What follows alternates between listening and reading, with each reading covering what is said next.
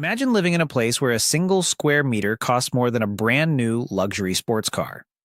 A place where your neighbors aren't just wealthy, they are kings, tech tycoons, and billionaires who view private jets as basic commuters. Today, we are unlocking the heavily guarded gates of the top 3 most expensive neighborhoods on Earth. We'll look at what makes them so mind-blowingly pricey and the absurd, out-of-this-world amenities available only to the 0.001%. Strap in, because this is how the ultra-rich actually live. First stop on our world tour of absolute wealth. Larvotto and its crown jewel, Avenue Princess Grace, located in the sun-drenched playground of Monaco. Now, to understand why this place is prohibitively expensive, you have to look at the math. Monaco is tiny. We're talking just 2 square kilometers total. That's smaller than New York's Central Park. Because it's wedged right between the Mediterranean Sea and the steep cliffs of the French Alps, they've physically run out of room. There is no urban expansion here. If you want to build, you either go vertical or you spend billions to literally reclaim land from the ocean, like their new ultra-prime Mare Terra extension. This intense competition for space drives real estate prices to a casual 50,000 euros per square meter as a baseline, with Avenue Princess Grace regularly skyrocketing past 90,000 to a staggering 190,000 euros per square meter. But it's not just the land scarcity driving up the price tags. It's the ultimate financial cheat code. 0. Personal. Income. Tax. Monaco's legendary tax haven status draws high net worth individuals from every corner of the globe. This creates a hyper-concentrated wealth bubble that inflates the cost of everyday luxury goods, dining, and services to cartoonish levels. On top of that, the entire principality is heavily policed and considered one of the safest, most locked-down places in the world. For the global elite, that level of security and privacy commands a massive premium. Think you have what it takes to buy in? Well, the government generally requires you to hold a minimum bank deposit of at least 500,000 euros, roughly 540,000 US dollars, in a local bank just to prove you're financially self-sufficient enough for a residency permit. But let's be real. That $500,000 is just administrative pocket change. To actually establish and maintain a life here, the real-world costs are astronomical. In fact, many local private banks won't even give you the required residency reference letter unless you drop 1 million to 5 million euros right into an account. Top wealth advisors openly state you need a net worth of at least 10 million euros just to comfortably sustain the local lifestyle. So, what does all that cash actually buy you on Avenue Princess Grace? For starters, you are getting prime, front-row Mediterranean waterfront positioning. We're talking legendary properties like 21 Princess Grace, the Bay House, and the brand-new Mare Terra development. These architectural masterpieces feature massive private terraces, 24/7 hyper-luxurious concierge teams, private pools, fitness complexes, and top-tier biometric security. But the neighborhood flexes don't stop there. Residents on Avenue Princess Grace can literally walk out onto their private balconies and watch the iconic Monaco Grand Prix Formula One race roaring right beneath them. Need to clear your head?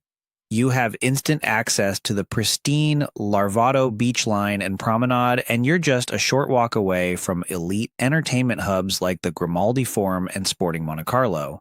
If you own a toy a bit bigger than a sports car, you have direct access to the famous Port Hercules, where multi-million-dollar mega-yachts are parked like regular commuter cars. And if you need to catch a flight back to the States, forget sitting in traffic. Residents here just hop into direct helicopter shuttles that whisk them from the neighborhood helipad straight to Nice Airport in France in under 7 minutes.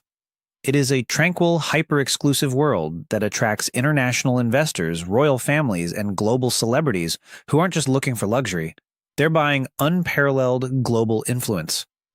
From the tax-free sun of Monaco, we cross the English Channel to a street so exclusive it has earned the undisputed title of the original Billionaires Row. Welcome to Kensington Palace Gardens in London. This isn't just a neighborhood, it's a heavily fortified fortress of old money, global power, and royal secrets. Stretching just a half-mile long, it is officially the most expensive street in the United Kingdom, where the average house costs a staggering $130 million, with land costing roughly $68,000 to $75,000 per square meter. But to even get your foot in the door here, having billions in the bank is only the first step.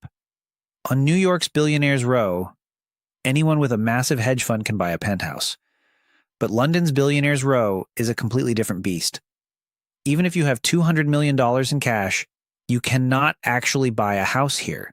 That's because every single square inch of the freehold on this street belongs to the Crown Estate, the commercial property empire of the British monarch. When billionaires buy a mansion here, they are actually just buying a leasehold, typically for 99 to 125 years. They are effectively ultra-wealthy tenants of the king. Because the crown owns the land, they act as the ultimate landlord. Prospective buyers cannot just show proof of funds.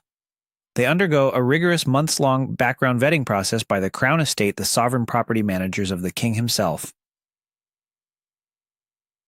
They look into the source of the wealth, global political ties, and reputation. If you are deemed too loud, too controversial, or a security risk to the nearby royal family, your money means nothing. You are rejected. Take a look at Indian steel magnate Lakshmi Mittal. He famously bought number 18 to 19 for around $128 million in 2004. He went on to buy 2 more mansions on the same street for his children. His main home is nicknamed the Taj Mahal because he imported the same marble used for the Taj Mahal to renovate it. But despite spending over $100 million, Mittal and his neighbors, which include global embassies and Middle Eastern royalty, don't actually own the land. They are on a clock, leasing the property from the British royal family.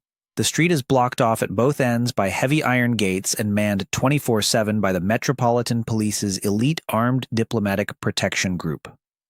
The mature, historic trees lining the street are rumored to hold some of the most advanced biometric facial recognition cameras in Europe. And if you think you can just stroll down this street and take a selfie outside their gates, think again. With armed checkpoints at both ends, taking photos is completely illegal here. It is a half-mile of absolute legally enforced invisibility. But if you look closely at these historic brick mansions, you'll realize they are hiding a massive secret. Welcome to the bizarre architectural world of iceberg basements. You see, London has incredibly strict historic preservation laws. If a billionaire wants to build up, they are legally shut down because it ruins the historic skyline and blocks their neighbors' sunlight. So the world's elite found a wild legal loophole. If you can't build up, you dig down. Like a literal iceberg, what you see on the street level is only 10% of the actual structure. The other 90% is swallowed by the earth. Inside these 3 to 5 story subterranean empires, you will find amenities that sound straight out of a James Bond film. We are talking about Olympic-sized swimming pools engineered with hydraulic floors that instantly lift up to convert the entire room into a grand ballroom or private cinema. We are talking about bulletproof panic rooms, private underground casinos, and subterranean car cathedrals. In fact, the billionaire John Hunt, the founder of Foxton's estate agency here, famously designed a 5-story underground Ferris wheel just to mechanically rotate and display his multi-million-dollar car collection. But digging these massive cavernous bunkers right beneath centuries-old structures is a logistical nightmare. And it has birthed one of the wildest urban legends in real estate history. To dig these massive pits, construction crews have to lower heavy industrial excavators deep into the earth. But once the massive concrete foundations are poured, there is no way to get the machines out without risking the collapse of the house above. So, what do the billionaires do? They leave them there? They literally pour wet concrete over $10,000 machinery and entomb them in the earth forever. It is estimated that millions of dollars worth of industrial diggers are currently buried right beneath the feet of London's elite. It is the ultimate flex of stealth wealth, building an invisible subterranean kingdom where nobody can see it. These neighborhoods prove that for the ultra-rich, a home is more than just a place to sleep. It's the ultimate bank account and status symbol. If you had $100 million burning a hole in your pocket, which one of the two locations would you move into? Let me know in the comments below. Don't forget to hit that like button, subscribe for more deep dives into the lives of the wealthy, and we'll see you in the next video.